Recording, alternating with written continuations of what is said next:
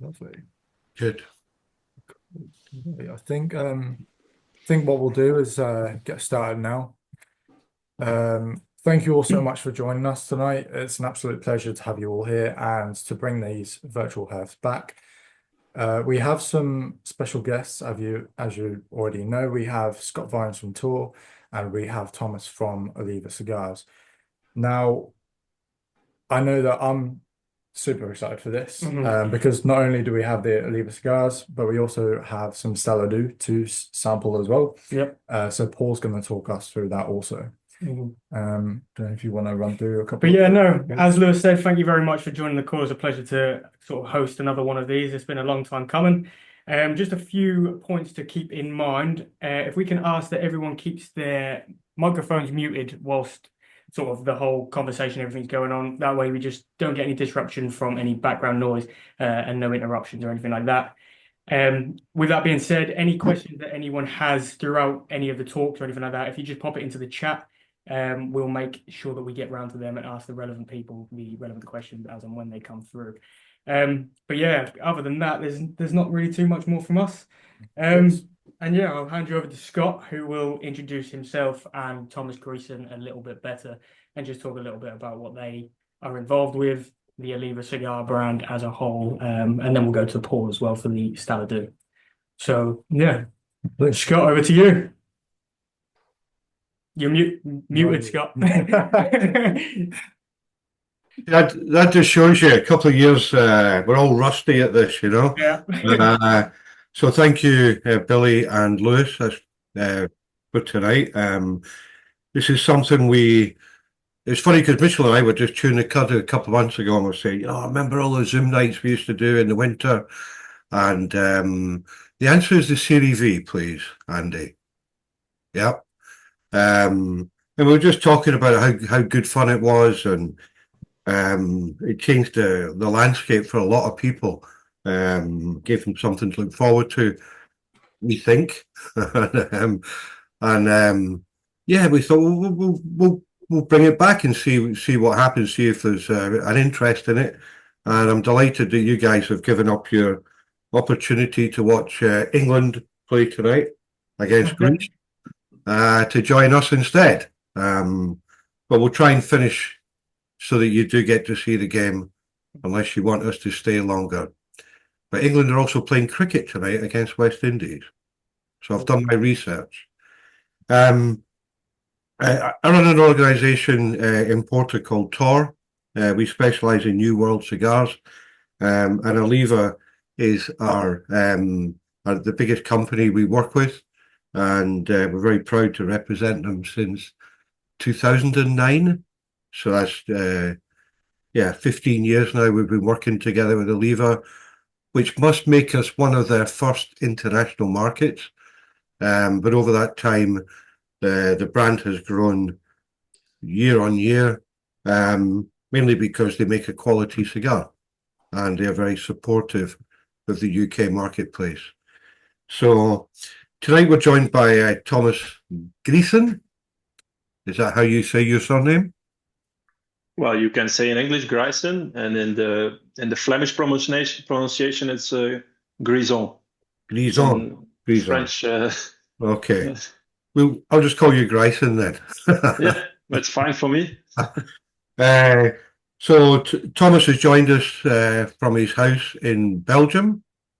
Unusual to get him in Belgium, I think. So Thomas, do you want to explain who you are? You do with Oliva, and just take us into a little snapshot of Oliva. You could spend an hour and a half talking about the history, but just a snapshot of the history, please. Yeah. Okay. Yeah. Thank you very much for the introduction, Scott. So I suppose we can start smoking our cigar. We can already light them up. Okay. Then I will also take my. It's the Series V Bellicoso. I think it's in the collection that we also will start.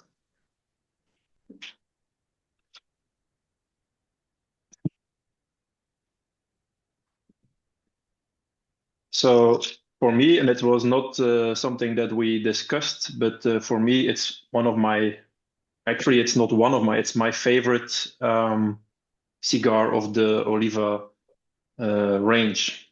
Although I really like the Melanio range, for me the Serie V Bellicoso is for me my favorite day-to-day cigar. If I am on a Sunday or we have a celebration, then of course I will take Melanio Figurado. But the day-to-day cigar, definitely the Serie V Bellicoso. It's a complex blend. It's medium to full body. It's very typical Nicaragua, but also very characteristic Oliva cigar. You really, with the first puffs, you recognize the Oliva signature. The reason why I prefer the Bellicoso above the Double Robusto, it's just the experience. If you smoke both cigars at the same time or in a different time, but you try to memorize, the Bellicoso has something more to offer. And I think this is definitely has something to do with the torpedo shape. So I'm looking for a cutter. Just 1 second.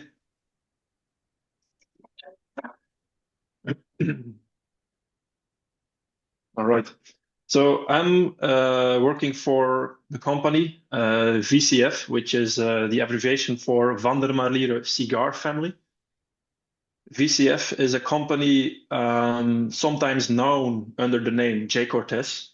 We have been for many years in the market in the UK with machine-made cigars. And since 2017, we are the owners and also the manufacturer of Oliva Cigars, since the owner of VCF, J. Cortez, has acquired Oliva Cigars in 2016, beginning of 2017. Myself, I'm 16 years in the tobacco industry. My grandparents, they were also in the tobacco in Belgium. They were tobacco manufacturers for roll your own, so fine cut tobacco. They had a factory in the West Flanders. We had a lot of British customers also. My grandfather actually also went to the UK to buy machines to cut the tobacco that he bought from different farmers in north of France, but also in Belgium, the region around Ypres, that you probably have heard about, and also in the French part, the Walloon part, the Semois, famous for tobacco, for cigarette tobacco. But okay, that's my short history. So I think and I believe I have the tobacco running through my veins.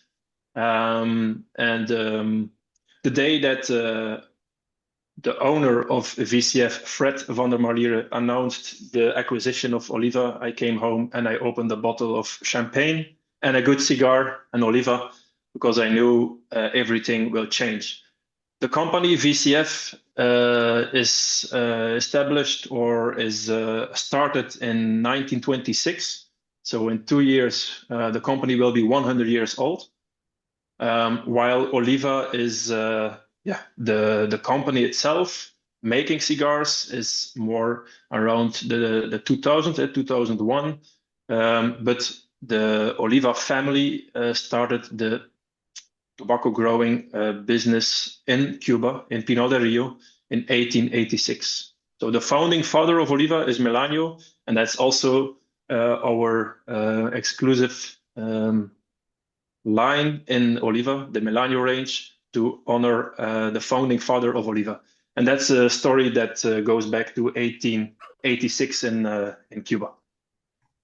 I can talk a little bit more about history, but maybe we can I will first light my cigar, and maybe there are already some questions, or maybe Scott, you want to say a word, and at the same time I will light my cigar, and then we can continue. Yeah, well, I think while you're lighting your cigar, Thomas, Paul, do you want to introduce the first dram so that people can see some liquid in their glass? Yeah. Well, firstly, for those that I haven't met, I'm Paul Hindmarch, and I work for C.Gars Ltd. And oversee a lot of the production of not only Stalla Dhu, which is our independent bottled Scotch whiskey, but also Snowdonia Distillery, where we have Forager's Gin and Beat Vodka and Ronel Rumbo rum. So Exciting. We're just featuring our 3 core range products this evening from the Stalla Dhu range. This consists of a Stalla Dhu Speyside Whisky, where I'm sitting at the moment in Aberlour, up in the Highlands of Scotland. We purchased, we purchased the mash tun a couple of years ago. We've just finalised the refurbishment. It's a lovely place to come up and visit. So if you enjoy visiting the whiskies in the heart of Scotch whisky, with several distilleries very close by within a 5-10 minute drive.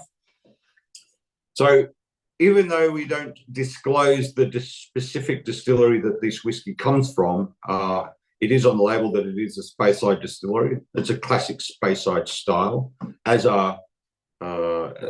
very soft, very approachable whisky, as are the 3 whiskies that we're featuring today. As I said, this makes up our core range, which is the bulk of our sales. The secondary range that we do within Stalla Dhu is what we refer to as single casks, where we purchase casks from distilleries from the secondary marketplace, from historical brokers that work with the distilleries. And when we purchase those casks, they could be quite young, 3-4 years old, which we would sort of refer to as quite new make. For a whisky to be bottled and labelled as a single malt Scotch whisky, it has to be 3 years and 1 day old. But most of the whiskies we purchase in a cask would be around 5, 6, 7 years old. And we will sit on those casks for several years and constantly come back and taste and get samples from those casks to determine what we're going to do with that whisky moving forward. Does it need more age? There may be some lacking characteristics in the cask that we want to introduce. It might lack a little bit of sweetness, or we want to add a little bit more richness. So what we do have is the ability to re-rack that cask. It's a matter of like buying an ex-Oloroso or a red wine cask or a Sauternes cask or a rye cask, depending on the flavour profiles that we want to introduce to the whisky. So we play around with that, so it's a bit like a chef with the ingredients in regards to trying to make the final dish. So in those single casks, once we determine that we want to bottle them, we have our contract brokers, our contract bottlers bottle those, and they'll be under a single cask. So most single casks will be in a bourbon barrel. So it's generally going to be between 250 and 280 bottles that we would produce out of a single cask. Unless it's been a 100% sherry cask whiskey. So it could be in a pungent or a big Oloroso or Petro Jimenez casks, that you'll generally get up maybe to 700 to 800 bottles out of the cask. So that's a little quick short overview of Stalla Dhu and what we do in C.Gars Ltd in regards to the production and as being an independent bottler. All of our whiskies are multi-international award-winning at the World Whisky Awards and the various other award shows that are available not only here but overseas, such as San Francisco. So the first whiskey, my suggestion today, I know that we should leave the Islay to last, but I want to have a look at the first 2 whiskies, that being the Speyside first, and then the Islay, so we can sit there and look at the comparison and we can start highlighting what are the differences. And these are sort of the key fundamental differences between a non-peated whiskey, which is the Speyside, and a peated whiskey, which is the Islay, with a red label this evening. So if you all have your Speyside whiskey, I suggest it's the first whiskey that we take. I'm sure you've all tasted whiskies before. It's always good to have a nose, get the aroma of the whiskey, give you an indication of what that whiskey is going to be about. And then you should take a short sip, let it sit on your palate and on your tongue. You might want to swirl it around your mouth a bit to wet the palate. As I said, with cigars, you're inhaling it and everything, it'll get the initial characteristics. So Speyside is traditionally a lighter style, fresher whiskey, very approachable, which our Stalla Dhu Speyside certainly is. So a little bit more sweetness on there than a typical whiskey. We bottle it at 40%, so it's very approachable in regards to the alcohol content. And it makes a lovely cigar to just slowly sip. And it's not too complex, and is enjoyable with a wide variety of cigars. It's not a whiskey that's going to off-put people, or it's hitting the out spectrums in terms of characteristics, if it's spicy or too spicy or too sweet. It's overall a very rounded, very soft, very approachable whiskey. And it's one of the biggest whiskies that we sell within the three that we have. So that's our first initial whiskey, the Speyside. I'll hand it over back to Scott, and we'll come back and do the Islay, and then we can maybe open some questions up in regards to getting people's feedbacks between the two whiskies and against each other. So thanks, Scott. And thanks everyone for the invite. As I said, Scott and I were putting on for 2 years through COVID. So yeah, yes, like old times, mate. And Slange. Good to catch up with you, Scott. So, Paul, the name of the Stalla Dhu, that's Black Cliff? Correct. It's Scottish Gaelic. The translation of that is Black Cliff. And is there a Black Cliff? I don't think there's a specific Black Cliff, but the icon or the logo that we sort of associate with Stalla Dhu and we use in the packaging is the puffin bird. And the puffin bird is generally hiding on the Black Cliffs around the coastal regions of Scotland. So hence the tie-in of Black Cliff and the puffin bird, which you'll find on the bottles. They fit it in on the 5CL bottles, but on the 70CL bottles, they all come in tubes. And we have the compass, the puffin bird, and then Stalla Dhu, which is a translation into Black Cliff, which is sort of the brand story behind the whiskies that we do. The compass in terms of travel, the various regions located throughout Scotland where whiskey is produced. There's 5 main demographics associated with that.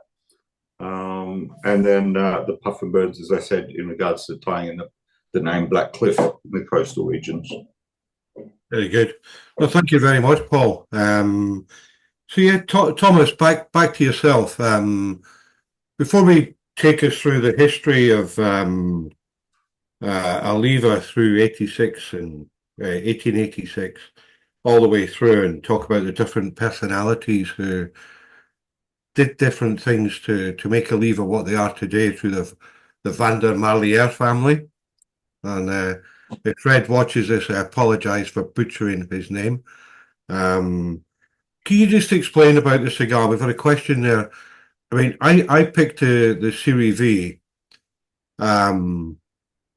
really because of back in the day when I got involved in Tor, it hadn't long been launched. It was one of the first cigars we were involved in launching in the UK. And I was always gobsmacked and impressed by the wrapper. And even today, so I can't remember the year Oliva originally launched this, 2005, 2006 maybe? Yes, correct. Yeah. And to think that here we are 18 years later, it looks and has the same taste profile as it did. And I want to, I'm jumping about a wee bit here, but I hear a lot of conversations about blending. And everybody's excited about new blends. And I don't think enough credibility is given to the blends that were blended 18, 20, 30 years ago, which are still consistently as good and the same blend as they are today. Because when you grow the tobacco back in, I don't know, 2000 to make these cigars in 2005 or 2006, you don't grow 30 years worth of tobacco. No. So I was going to ask you about the history of Oliva, but since we've been asked a question about the cigar, if you could explain let's start with this of a cigar and talk a little bit about the blending process as well, please, Thomas. Yes, absolutely. And it's very well said, Scott. It's blending a cigar, making or mixing tobaccos together to make a cigar is very difficult. It's very complex. Only a few people can do that.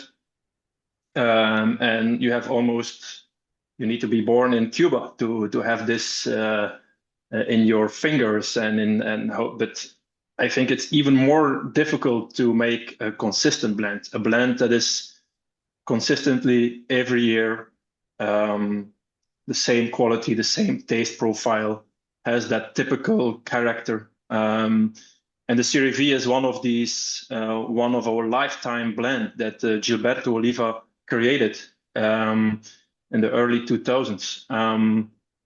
But it's not only blending. There is much more involved in making a cigar and making sure that every year you have that beautiful handmade cigar offered to us. And it all starts, of course, in the plantations, in the fields. And that's also one of the reasons that Oliva is successful in blending cigars, creating consistent cigars year after year.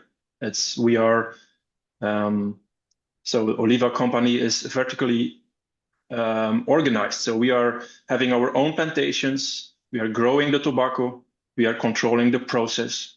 After the harvest, we have the curing barns, and most importantly, fermentation. And then after that, aging, rolling the cigars, bringing all the tobacco leaves together in that wonderful piece that we are enjoying tonight.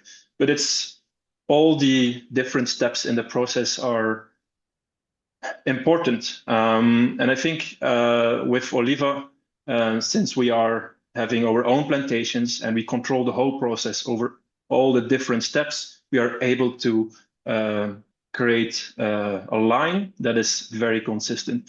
And that's, I think, basically the main reason why this Oliva blend, the Oliva Serie V Bellicoso, is so good. And our philosophy is also to not create every year a new blend. No, we want to build a consistent line, several lines like the O and the G, the V and the Melanio. But we want to make sure that all our clients, loyal Oliva cigar smokers, when they take a cigar, they know exactly what they can expect. Of course, you can age your cigar a little bit longer. Your cigar becomes a little bit more balanced, more harmonized, but the profile will always be the same. So the Serie V, the blend. So let me talk about the cigar itself. So the wrapper is a Habano wrapper, a sun-grown Habano wrapper from Ecuador. Many cigar makers in Nicaragua, but also in the Dominican Republic and in Honduras, they use Ecuador wrapper. Wrapper from Ecuador is very well known because it's very elegant. It's silky, it's smooth, it's thin, it's elastic. It's a very good country where you can grow wrapper leaf for premium cigars. The binder is also from Ecuador, but it's a Sumatra. It's a Sumatra seed that is grown as a binder, and the filler is a blend of different tobaccos, but all coming from Nicaragua. The Serie V particularly, we have Ometepe tobacco from the island in Nicaragua, Ometepe tobacco. We have Jalapa. These two tobaccos are more on the nuanced, delicate side, but there is also tobacco from Condega. Condega has Anesteli also a little bit. So these two tobaccos are known as a little bit more spicy and a little bit more strength and body. So bringing these tobaccos together makes that beautiful cigar that we have right now. I don't know how you guys do it, but the wrapper on the Serie V is one of the most, this sounds almost wrong, one of the most attractive wrappers on any cigar. And it's remained consistent. It's got that kind of oily sheen, silkness. And I also think it's quite unusual. Somebody will correct me straight away. But there is not many cigars with a brown band, you know? Okay? It's not a color you would think, because it's the same color as the wrapper, almost. Okay, I know that's me being techie now and silly. But no, we got asked a question there in the room, in the chat room, which is a good question. Where are we? So how we keep the consistency. Yeah. And what is a natural product subject to climate factors? Yeah. So Mm. in the tobacco, and look at what is happening last week, 2 weeks ago in Cuba with the storm. Also, Nicaragua sometimes is affected by storms. But yeah, what is the secret? I think there is not really a secret. The only thing is how much tobacco can you grow? How much tobacco can you store? What is your financial possibility to keep stocks? Because making a cigar, it's not only blending and rolling the cigars, it's also taking care of your stock of raw tobaccos. The more tobacco you can stock, the more tobacco you can age, the more chance you have that your cigar or the tobacco that you will use will be A quality and will be suitable to be used in your specific blend that you want to create, that the master blender has in his mind. So they can check every year again the crop, the harvest, they see the quality. But they can also go back to older years, younger years, test the tobacco, and make sure that when they test tobacco, the raw tobacco, the leaf, that it's ready to be used. And I think one particular thing in fermentation, for example, because in fermentation you can play. You can a little bit play with the tobacco. But imagine Oliva has at this moment around 250 to 300 pilones in the processing plants. You need a lot of people to take care of this tobacco. It's all manual labor. So all these pilones needs to be checked, needs to be turned around. And if you miss one day, your A-rated quality tobacco leaf can become a B-rated or even C. If you ferment the tobacco a little bit too long, the quality is not anymore there. And then it means that you have to use it for maybe a lower grade cigar, like maybe the Flor de Oliva, which is more value for money cigar, but you can never use it for Oliva Serie V anymore, and definitely not for the Melanio. So this process, you need to be very careful. Oliva, together with some other cigar makers, they invented the system to keep control of these pilones with a small electronic device that we put in the center of the pilones so that we get all the data in real time on our phones. Not my phone, of course, but the people that are responsible for the processing plants. So the moment that they see that the temperature and the humidity is reaching a certain point, they get a message, a signal, and they know, okay, we have to go to that pilones and we have to break it down and rebuild to make sure that the fermentation has been done equally and that there is no over fermentation. It's a very intensive labor. You need people. And also, we are talking here about climate, but also this is not the only challenge we have, but also the people. Nicaragua became the epicenter of premium cigars, but that also means that you need a lot of people, not only on the plantations, but also in the fermentation, in the processing, in the aging, in the rolling, in the galeras. And that's another challenge we have, to find people, to train the people, to make sure that we have our tobaccos checked every day and treated well.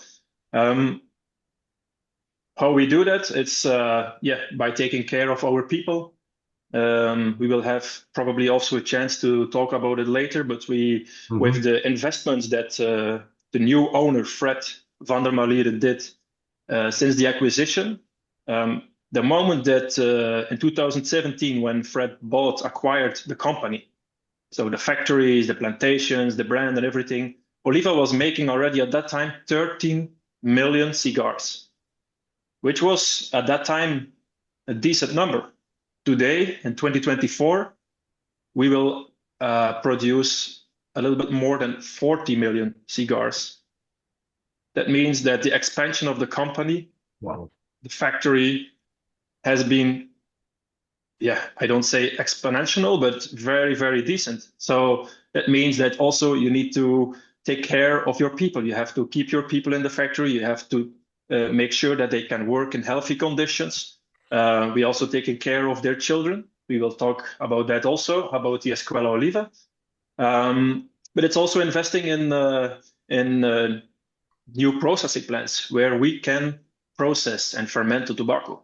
So, Thomas, if I can just, I've been fortunate enough to go to the factory a few times now. The fermentation process with Oliva is world class and probably, in my opinion, second to none. And I mean everyone. And I've been to 15 or 16 different factories, ranging from going into the fermentation room where I can spend 5 minutes and I've had enough because of the ammonia. Believe me, guys, if any of you have ever been to a factory and you get to go in the fermentation room, it's worth doing just to understand how much ammonia is sweated out of tobacco. It's incredible. But the thing that what Oliva have done and what Fred has done is he's invested in the air quality control for the people who work in the factory. So I remember the last, since COVID, I think I've been now 2 or possibly 3 times now to the pre-production, and we've spent over an hour in the fermentation room. And you actually forget you're in the environment where you're taking the ammonia out because of the investments they've made. It's almost like they brought European technology into a handmade environment. Everything's still made by hand. But I think as well on the fermentation side, tobacco's a vegetable. It's the same family as the potato and the tomato. So vegetables rot or they combust. So the pileone, I don't know if everybody knows what a pileone is. It's a massive pile of tobacco in sheaves, very decorative, and it's beautiful. But then they have to dismantle it after about, I don't know, 40, 45 days and start again because the inside of the pileone can combust, or as Thomas says, can rot. So to me, it's one of the most, well, to me, it's the most important part of the whole process because I often raise my eyebrows when I hear things like, oh, this cigar's not ready. I will have to leave it for 6 months. And that's because you can smell ammonia in the cigar. That's a cigar that's been under-fermented. It's not ready to be sold. And it shouldn't be put in the hand of the consumer to have to finish the process. But an under-fermented tobacco will always be under-fermented. Do you agree with that, Thomas? Yes, I definitely agree. Of course, even if you have good fermentation and you roll freshly your cigar, your cigar after rolling, it goes through a process again. And it's known as tobacco fever. So when it's freshly rolled at the table and you smoke it, you will enjoy it. It's maybe also because of the environment and you get excited because you see the lady rolling the cigar and you smoke it immediately. But leave the cigar 2 weeks after rolling and you smoke, it's not smokable. You still have that unbalanced, sharp, unpleasant taste. You need to leave the cigar, the tobacco, some time to rest, to harmonize. But definitely, if your tobacco is under-fermented or over-fermented, you will never be able to make a good cigar. And that's the reason why fermentation is so important. And for me, I'm a big lover of coffee, wine, but also beer. And in my opinion, every product that is on the market, natural product that has gone through a fermentation process and through a real proper fermentation process with knowledge is a good product and it's a healthy product. In the cigars, it's not different. Again, the tobacco, it depends a little bit on what you want to achieve, but definitely the fermentation is actually a chemical process that removes the bad substances and minerals in the tobacco leaf and replaces it by natural products like sugar, but also aromas and flavors that makes the tobacco having that beautiful flavor and aroma. It's a delicate process. You have to be very careful. If you have only one pilones, okay, you can control. If you have 300 pilones, it's a completely different business. And that's the reason why Fred, the company, has invested a lot. We built 2 new processing plants, beautiful processing plants. It's not just, a warehouse with a lot of tobacco and taking control of the air, but it's also, as Scott and Carlos, you have seen it, in front of the processing plants. We try to create a garden, a beautiful garden, like a very Cuban style garden with rocking chairs, palm trees, flowers, where we allow the employees in between their shifts to go there and have their lunch. And I know Nicaragua it's a beautiful country as a tourist, but if you live there, it's also a stressful country because you have to work hard. It's a poor country, but we as a company, and it's probably because of the European background, US background, trying to improve the conditions for the people. And it's also a bit selfish, because if you increase the conditions for your people, they will also be happy to come to work. And that's what we try to create in our factories. Yeah. So Thomas, if you don't mind, what I'd like to do is just show Billy, have you got video ready? If you want to just show a short video, if everybody's looking on speaker view, it means you see a big me, sadly. But if you go to speaker view, you'll get the more impact on the video. So it's just a short video, and this will answer 1 or 2 of the questions. Yeah? Yeah, no problem. Which one is this, sorry? The one Kelly sent over this afternoon. Okay. Got it? Yeah, the 2-minute video. Yeah. That's it. We are very Okay, let me just share my screen. Okay,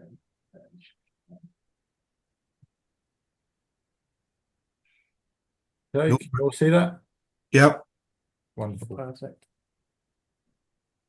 very happy to have the tour to share how we try to make one of the best cigars in the world, to be able to show the whole process. So we feel really lucky. We are really inviting everybody from the UK market to visit us every year to Nicaragua to see the work that we've done here. This has been a fantastic opportunity for Tour to bring over our different accounts, expose them to the real life side of New World cigars, how they're made, how they're processed, how the tobacco's cured, and giving them a real insight into the passions of the Nicaraguan people. It's been extra special. I mean, not only obviously the fact that we visited some of my favorite cigar factories and meet the people behind the actual brand owners. Great to see what a great, strong position New World Cigars are in and how things are only going to get better.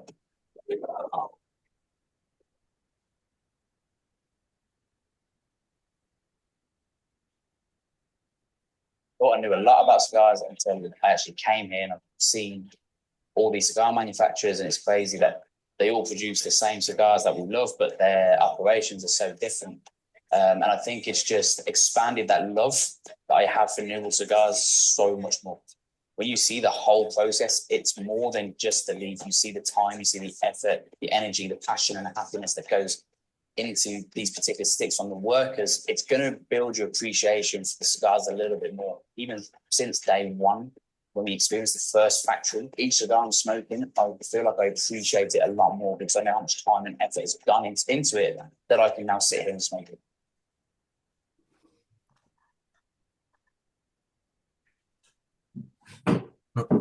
Oh.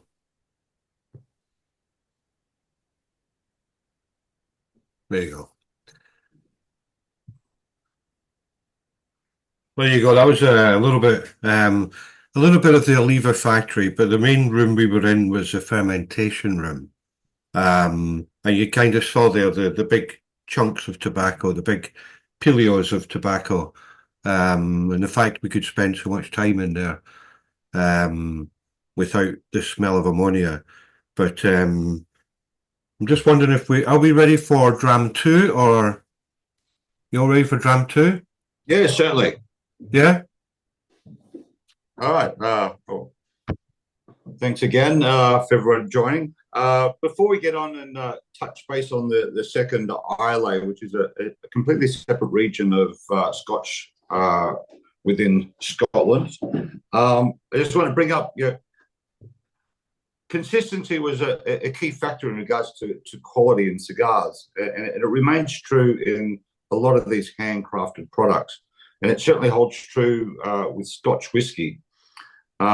The difficult thing for us in regards to these small batch whiskies that we're sampling this evening is that I only have the opportunity to select the blend or the bottled finished product from maybe 3 or 4 casks.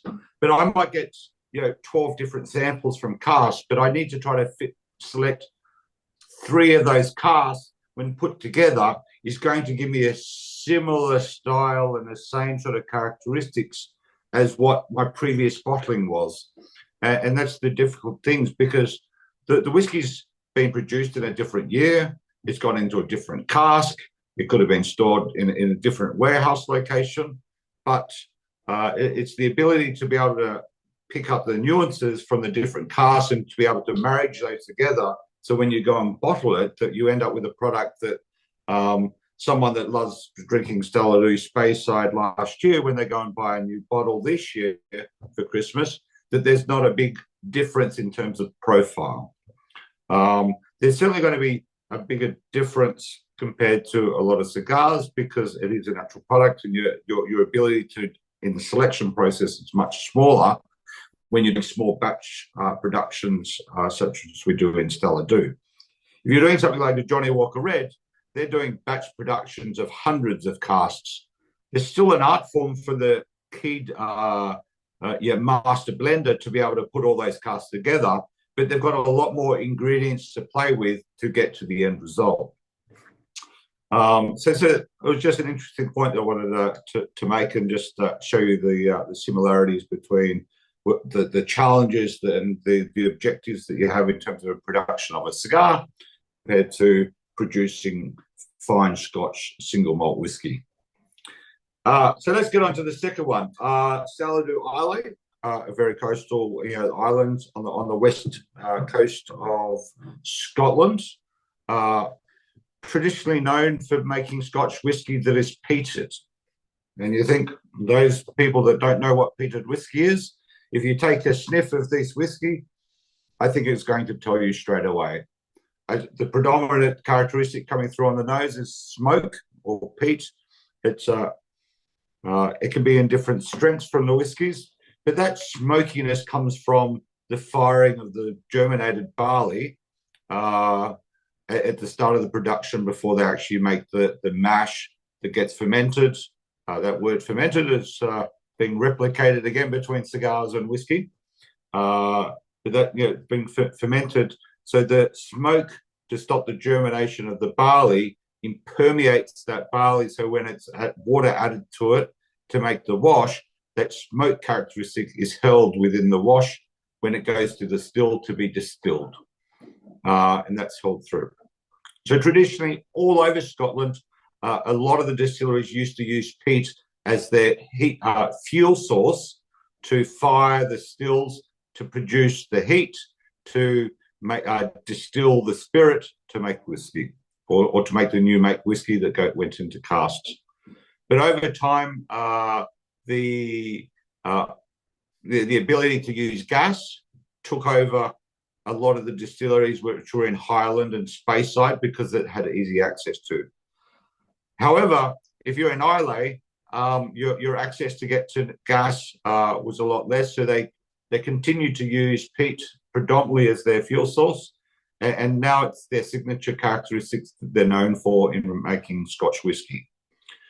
Our whisky, though, our Stalla Dhu Islay, it's a very soft smoke characteristic that's into the whisky.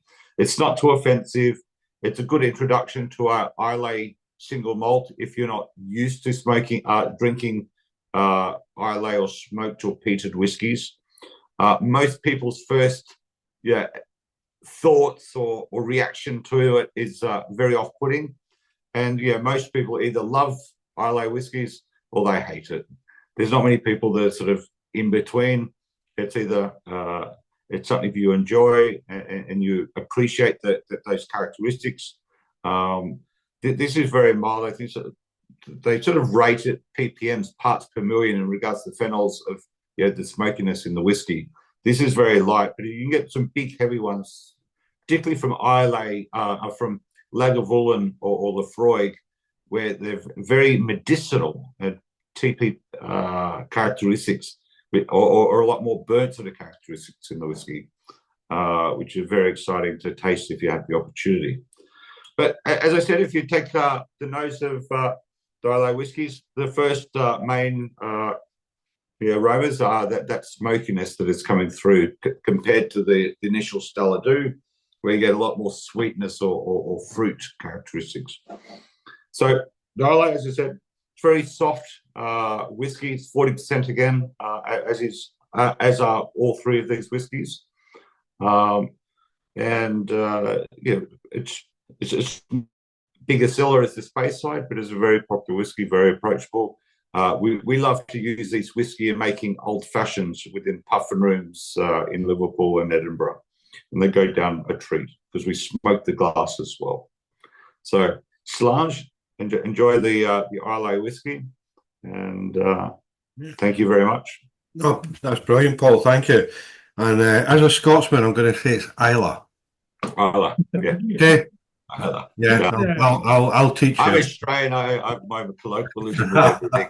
But yeah, Islay. Sorry, just a quick one whilst we're on the subject of the Stalla Dhu. We had a question in the chat a little while back for you, Paul. Obviously, we have the puffin on the Stalla Dhu as part of the bottle design and things like that. It's part of the branding for the product.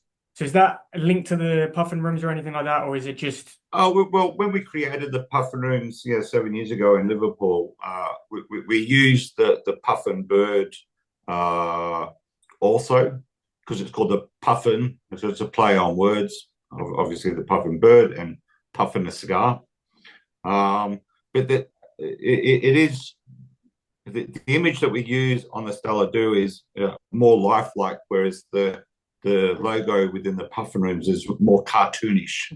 And he's smoking a cigar within the puffin rooms logo for the bars. So there's not a direct branding correlation between the two, but obviously they're both operated and run by the same company in terms of C.Gars Ltd. And it's a common theme. Perfect. Hopefully that one clears that up for you. Sorry, Scott, to interrupt you.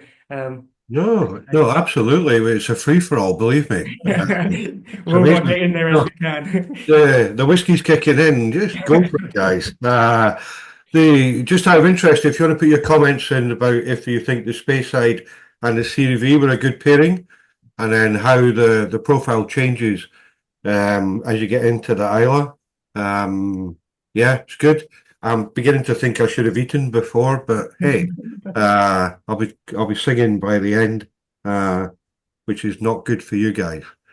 So, Thomas, when I was in the fermentation room, we walked around the corner and we found this table, and round the table were about 8 different people, and they were breaking up little bits of tobacco. And Cha, who was the gentleman in the video who was looking after us, explained that what these people were. These people were all blind, okay? But what had happened is you'd given them a job to make them feel valued and give them something to get up for every day, basically, and to feel that they were part of something. And as we progressed around the factory, we saw more instances of people with disabilities, serious disabilities. And it's a lasting impression, because this is a handmade factory with no machinery. So you're relying on everybody's skill set to do everything to a high level. So can you explain about what Oliva do, and how they basically encourage people to come out of their houses and come to work, and how you help them medically, educationally, etc., please, because it's inspirational. Yeah, and I think a cigar is, there is only, how can I put it? It's not everyone enjoys a cigar. It's something that you can try and you get hooked to it, or you have to learn. It's like a acquired taste. But the people who work, especially in Nicaragua, where life is hard, with Oliva, we believe that everyone has a talent, especially in the tobacco section, where, for example, the blind people around the table, it's not because they cannot see, they cannot do selecting and sorting, because it's more than only the eyes. Actually, when I'm doing this every year, I go to Nicaragua and they do a test with me. They say, Thomas, here you have hundreds of leaves of tobacco, and now you do the selection and the sorting, and we will see how you do it. Yeah, I can see light, medium, dark tobacco, and it's because I'm not specialized in that job. But if you are blind and you don't see the colors, it doesn't matter, because someone else will sort the colors. But then you have, the texture of the tobacco, and that's very important. The thickness of the tobacco, the feeling. These people has more, talent, because they are blind. They are more sensible for texture and grade, so they can do also their part of the job, and they do it even better than sometimes people that can see. And I think this is a philosophy that Fred has, but also the team in Oliva, because I didn't mention that, but when we acquired Oliva, Fred is the sole owner of the company. But Jose Oliva, Gilberto Jr. Oliva, they are still involved in the business. Jose is more on the marketing side, while Gilberto is more on the production and operational side and the tobacco side. They are still on board. They don't have shares anymore, but still they are involved in the daily operations. We ask them advice because they have the experience from their father, their grandfather, their founding father Melanio back in Cuba. But it's not only, this high-profile people, but also people on the floor. We try to keep as long as possible our employees, because they have the knowledge and the know-how and the dedication. They understand when they receive tobaccos, they can, they understand the importance of checking, selecting, sorting to tobacco, because this is one crucial thing in the whole production process. Every single step, we do selecting and sorting. We don't rush. So in between steps, for example, from curing, where we dry the tobacco in the curing barn, do the fermentation, we do selecting and sorting, even though it's our own plantation and they have done the selecting already before. The next step, they will do the selection and sorting again to make sure that every single leaf has the quality that we need for a specific line. And I think there, it's important to have everyone on board, and we believe that everyone has his talent, his quality, and we try to find the right place in the factory for them. And that also leads me to the fact that, for example, we have a lot of women in our factory. Women, part of families, they have children, but where can they go to work if they have to take care of the children? So that was something that Fred and Gilberto and Jose and also other people in the company, they said we need to support the school and make sure that when parents go to their job in the morning, they can go without stress, without thinking, where is my kid? Will my kid have enough education? What will be the future of my children? No, they can go without hesitation, without doubts, they can go to their job and they know we will take care of their children, education, basic education, mathematics, language, and so on. So that's the Escuela Oliva, and that's a big part. So every single cigar that you smoke, that you enjoy, part of that is going back to the people in Nicaragua. And we are very grateful to the people that work at our factory. We know them by name.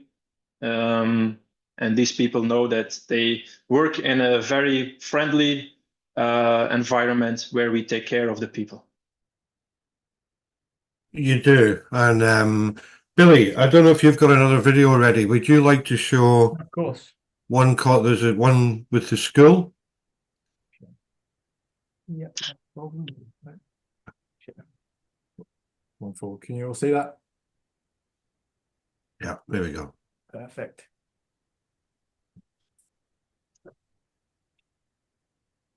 My name is Wilmer Lagos, and we are in Esteli, Nicaragua.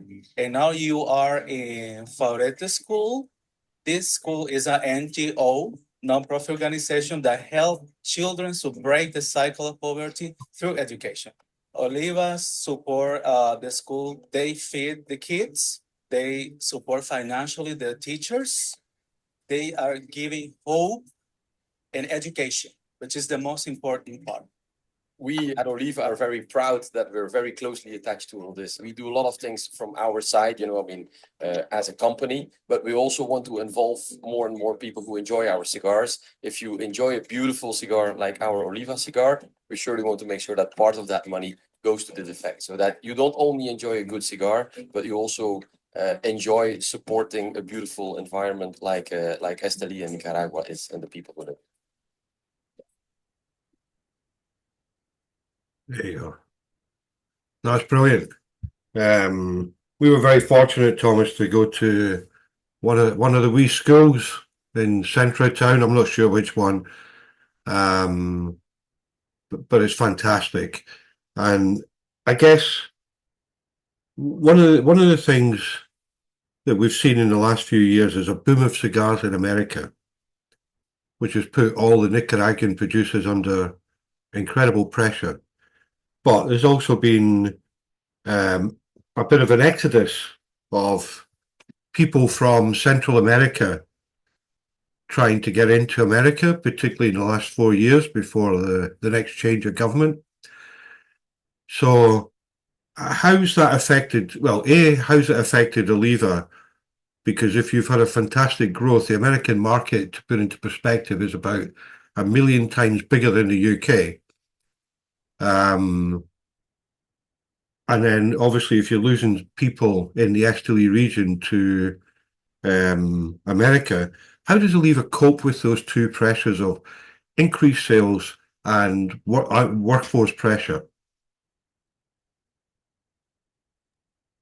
Yeah, it's true that a lot of people are hoping for a better life for themselves, for the families, and trying to make a better life in the US. Some of them, we support them also. So if someone expresses his wish to his supervisor that they would like to move to the US or another location and try to make a better life, we don't say no. We say, of course, it's not easy. It's a challenge. But if you want to go, we will support you. We will help you to a certain, level. But if you are not successful, we will not judge you. You can come back and you can go back to your position and do the job again. Because this is what happens quite a lot. Some people, they go, they are successful with the help of family on their own. But a lot of them, they struggle and they find out that life in the US is not as easy as it sometimes looks like. And they want to come back, and we're also supporting that because one of the biggest assets of the cigar manufacturers today in Nicaragua is their people. And it's a constant struggle. It's not easy. I think the job of the HR in Nicaragua is challenging. We have around 4,000 people, maybe even more. The latest numbers I don't have, but we have around 4,000 people working in Nicaragua for us in all the different departments. It's a huge operation. Everything is done by hand. And every person has a personal, life and backpack, and you have to take care of this, and you have to be as human as possible, and you have to help them to make their lives better. But definitely, how we do it and how we cope with that is trying to make the working conditions, as good as possible, but also taking care of the production flows, so that they feel that they are working in a structured company with a future that is looking bright. And I think this is something that Oliva has established. We are growing fast, but step by step. And actually, this is one of the phrases that Fred sometimes says. He said, "We will change nothing. It's business as usual." And this is how the philosophy works out. We want to keep the cigar lines that we have consistent. And sometimes, even I wrote an article in the Cigar Aficionado that at the moment that the company Oliva was acquired by a Belgian company, and no one has heard about that company. And even at that year, that specific year, Oliva was not awarded any rating for the cigars, because they said, hold on, let's see. And last year, in one of the articles, the Cigar Aficionado wrote that even the Melanio line became even better. And I think this is very important, because Fred, when he acquired, he said, I will not change anything. The only thing I will do is improve the production flow, improve the conditions of the people, buy more plantations, make sure that we control every single step, and make the conditions of the people better. And that's not only, by building new factories and renovate them and make sure that there is air conditioning, that there is good light. It's also the feeling, how people feel when they go to the company and they feel appreciated for the job that they do. So that's how we cope with the challenges. I have seen it with my own eyes. And Scott, you have also seen it. And if you have ever a chance to travel to Nicaragua, you're always welcome to explore and to see with your own eyes. Incredible, Thomas. I remember, okay, I'm going to get the year wrong. 2014, Oliva Melanio was given the #1 cigar in the world. And just anecdotally, there's only been 20 since the award started in 2004.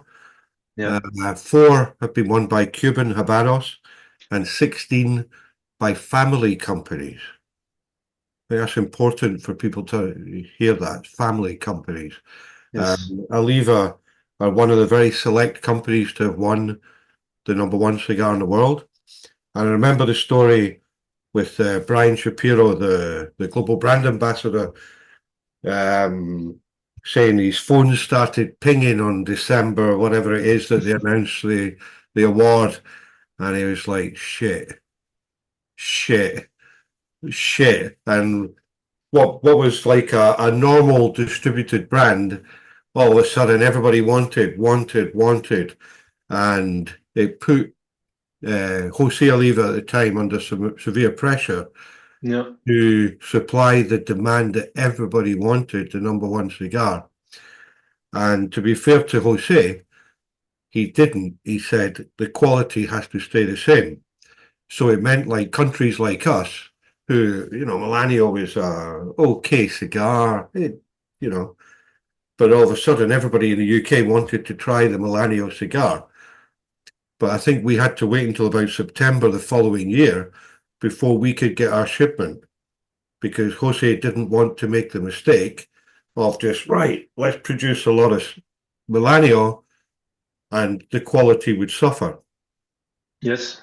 And I think that was a very smart decision. It's not an easy decision, because then you have to decide how can we, you are running a business, and when you are becoming if one of your cigars is rated as number one, 96 points, everyone wants to try it. And then, of course, you want not to disappoint your people. You want to show, look, this is the cigar we have. But that was a decision at that time that they didn't want to rush the production and they wanted to keep the quality. And that was a smart decision because until today, the Melanio is rated always more than 95 points. And but we also had that situation, very similar situation in the recent years. After COVID, that's kind of where my original question was coming to, because we've seen this massive growth, particularly in America, which then puts you guys under pressure, because you might say you're sitting on 5-6 year stock, but if you double your volume 2 years on the trot, your 6 year stock of tobacco suddenly becomes maybe 2 or 2.5. So this is where the champion of vertically integrated, putting the seed in the ground.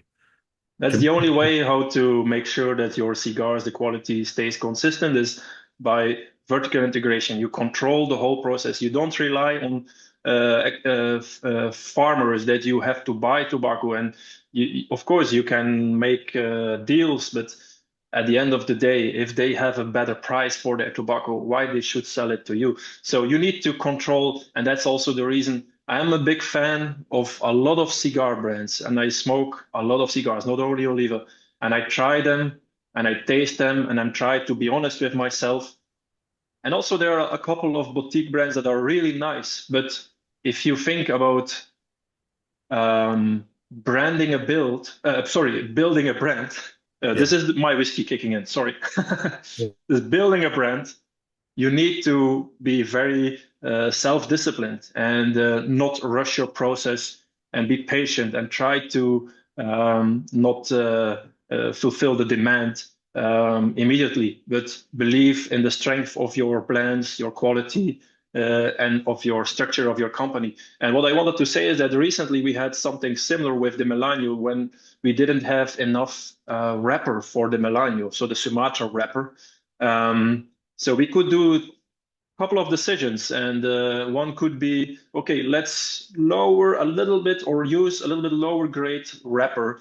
Maybe no one will notice, but the decision, and I'm very happy and I'm very, very grateful to the board that they made that decision. And for me as a salesperson, it was very difficult because I had to explain to you and to other importers, sorry guys, but you order, you will get only 50% or 60% of your order, because we just don't have the quality of the tobacco. We have tobacco, but it's not the right quality. So sorry, you have to wait for another 1.5 years. And now we have again our supply. We have found solutions. We bought more land. We are building the stocks again. But this is, I think, in the premium cigars, very important. Don't rush. And it's it's a handmade product. It's a natural product. People should understand. We are not making cigarettes or convenient goods. No, it's a luxury. Every single cigar is something unique. But still, you want, of course, to do your business. You have to run your business. But I think this is the only solution in this particular case. It's not rushing and trying to keep the consistency. People will understand, okay, I don't get my cigars right now, but next time when I have my Melanio or my Series V, whatever, I will have the same quality. And that's how we cope also with this kind of situations, like having a #1 rating or have a better crop or a less good crop. We are patient. Yeah, you also won UK Producer of the Year in the same year, by the way, in 2014. But Thomas, that's how, as an importer, if you look at our portfolio, we have a very clear criteria, and we went through during the kind of boom years of experimenting with a lot of boutique. What we found was, because most are buying from farmers were obviously, you can only grow so much, so the yield was getting higher or less, because the guys with the money were buying the tobacco, which meant that the blends we felt were starting to change. So it was an interesting period during COVID because we all had this boom, even in the UK. And then what we started to see was slight changes to the cigars as the blends didn't stay what they were that we got involved with at the very beginning. Whereas what we've tried to do, and I'm trying to word this correctly, is stay with as many vertically operated companies, because we know as an importer we're going to get a quality cigar every single shipment, and we're more likely to get supply as well. Yeah, it's a long-term vision, and yeah, so we could make a quick buck, but actually, it's not about that. No. It's been a very, very interesting few years as the market's developed. Absolutely, quite a lot. So, yeah, and on that topic, and I think we also should talk a little bit about Aliados, because I see a comment. Yeah, I was about to. You're reading my mind. Yeah, you're reading my mind. Okay. Perfect. I saw also the comment on the second cigar, but very quickly, I also want to say that because of the issues that Habanos has, and the changes in the world with cigars from Cuba, the demand for New World cigars, of course, increased, because if you cannot, I mean, I'm talking about people that smoke for many years cigars, and they are very used to the Cuban terroir, the flavor, the brands. It gives us, of course, an opportunity, not in the US, but in the international markets.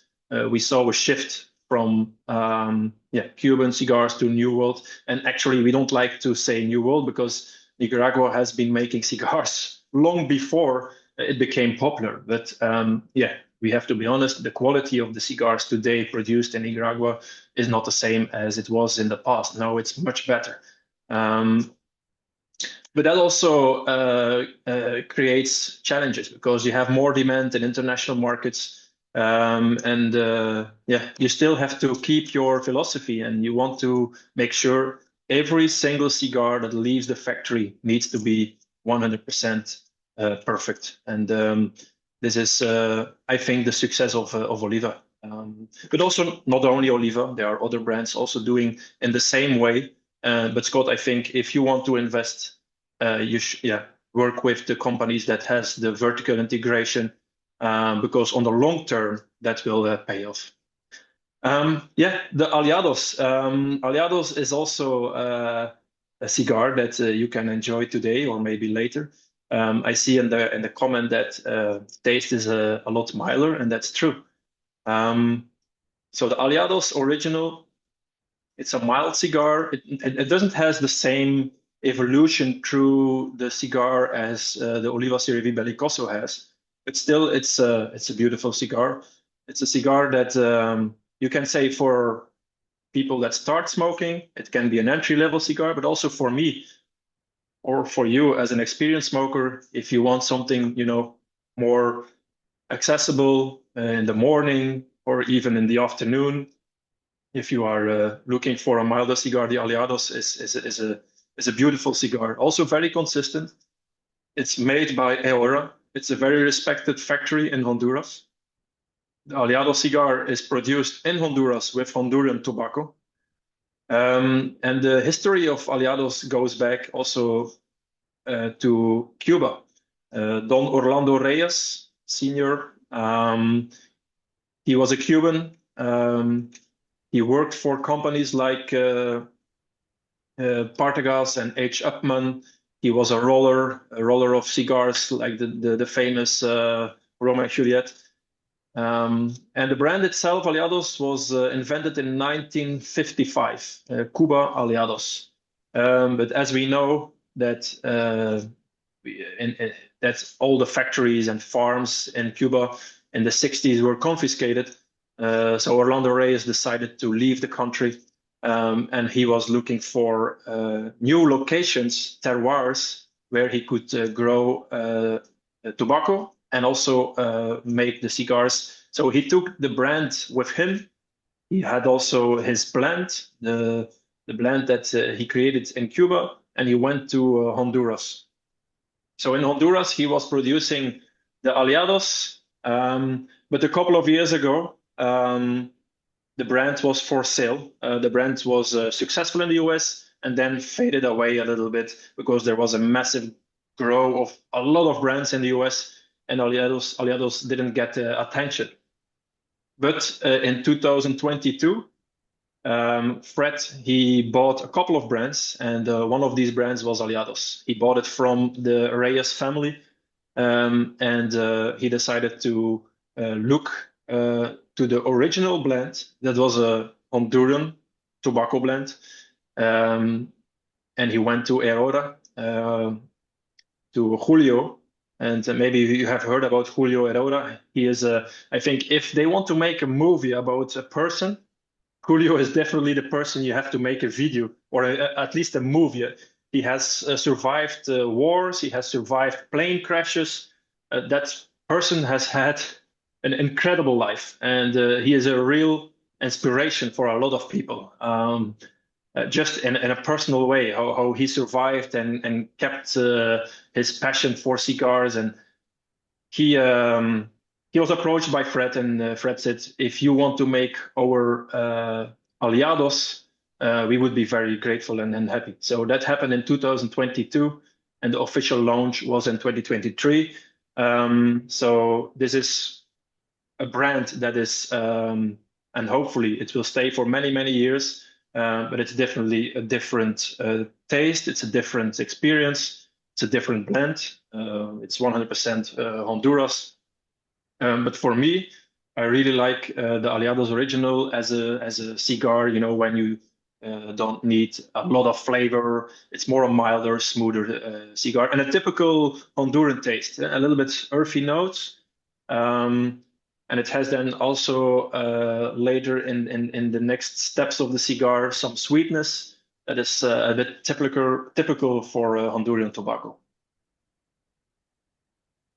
No, thank you. Yeah, I've got mine for later. So just so you know, if you're looking on social media, you may see this also called Cuba Aliados. Yes. Mm-hmm. So in the UK and in Europe, we have to call it original. Yes. Because of trademark. Yes, correct. Okay. So in the US, there is no issue. We can call it like the original name, the Cuba Aliados. But outside of the US, we are not allowed to use Cuba, or even Habanos is a problem. So if we say, for example, we use a Habano wrapper, we can get sued by the Habanos or the company, because they don't want, or they protect very strict the name or the use of the names Habanos and Cuba. So we don't want to, you know, get in a fight with them. So we say Aliados Original. In the US, they don't care. But it's exactly the same blend, it's the same cigar. Yeah, no, absolutely. Now, one other cigar, Thomas, which goes back to 2014, is actually the Mitchell Orchard. I don't know if you can see this on the screen, guys. Oliva. Okay, so back in the day, that was probably one of the first, if not the first, Orchard collaboration with a manufacturer.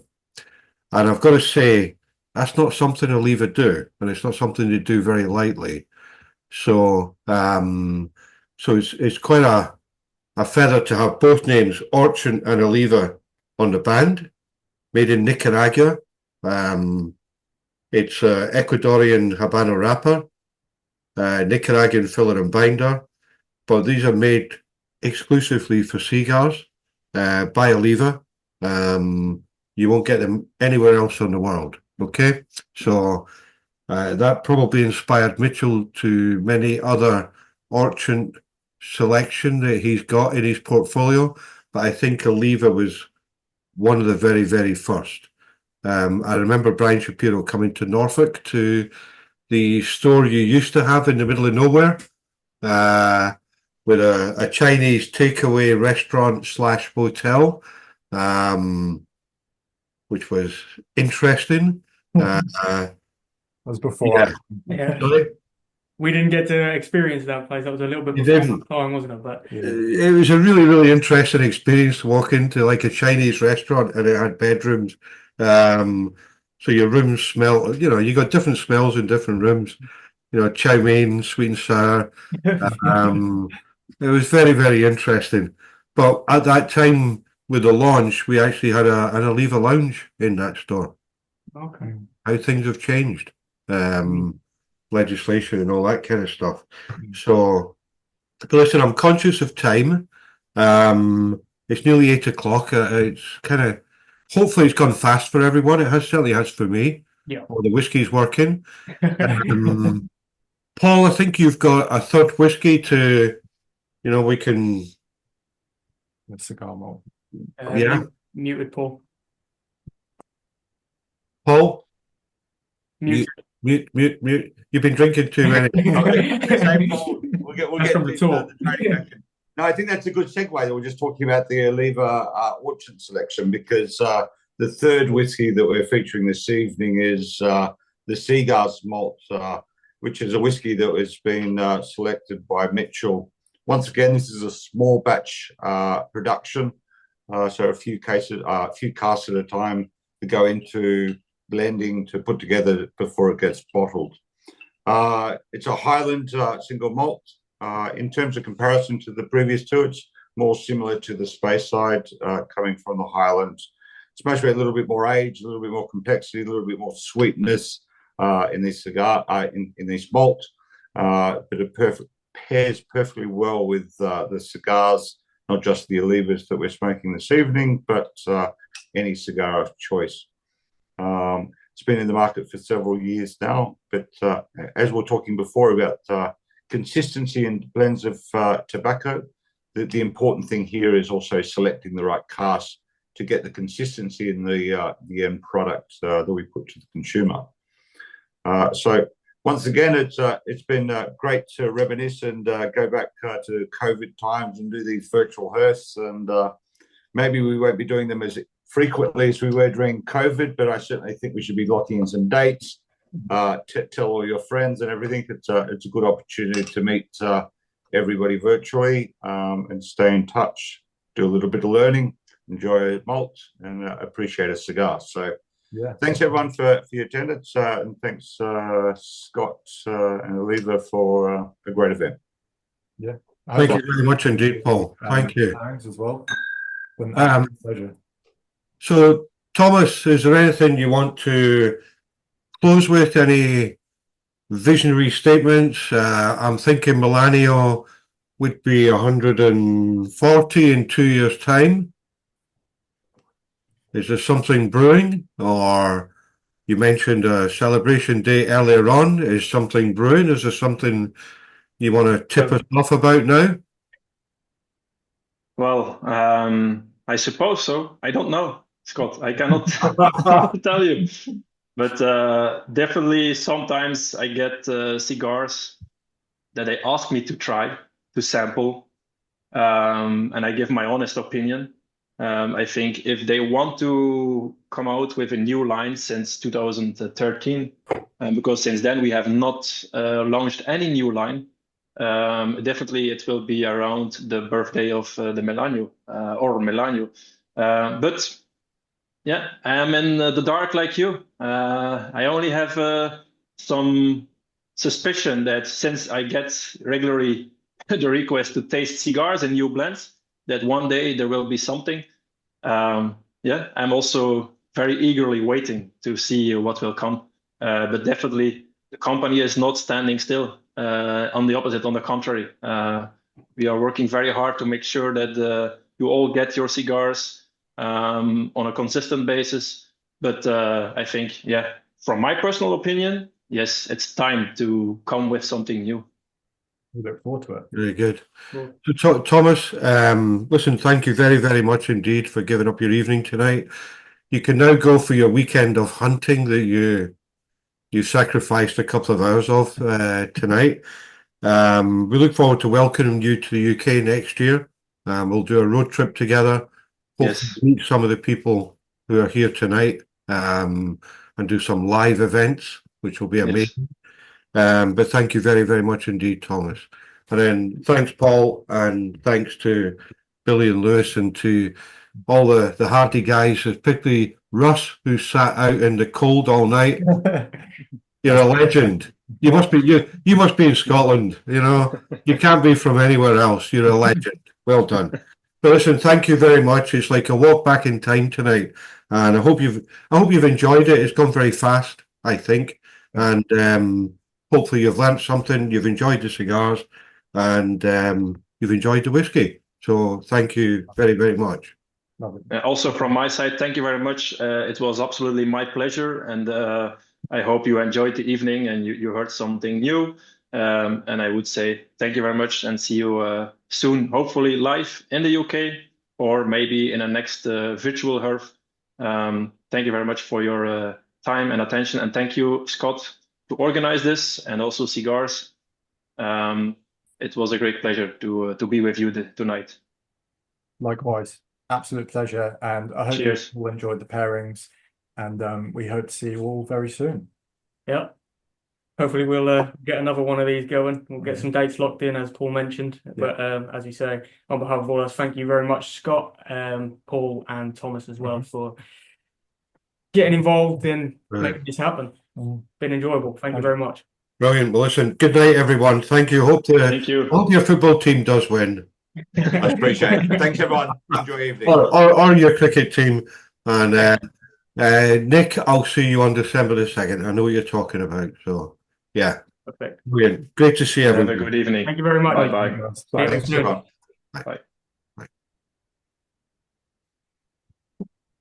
Bye.